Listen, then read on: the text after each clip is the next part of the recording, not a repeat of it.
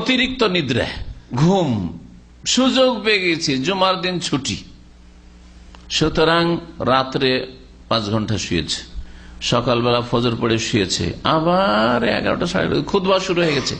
কোন রকম করে মুসলিম হলে দৌড়তে দৌড়তে একটা জায়নামাজ হাতে নিয়ে গিয়ে মসজিদের বাইরে কোন জায়গায় একটা জুমাটা পড়ে দিল, টান, আবার কি করবে? ভিতরে ঢোকা কোনোদিন নসিব হয় না। হতভাগা, আল্লাহর পথে অন্তরের যাত্রায় বাধা সৃষ্টি করে অধিক পরিমাণে নিদ্রা।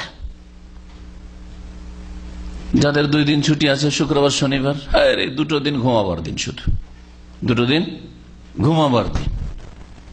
এগুলো আল্লাহর পথে চলতে অন্তরকে কি করে?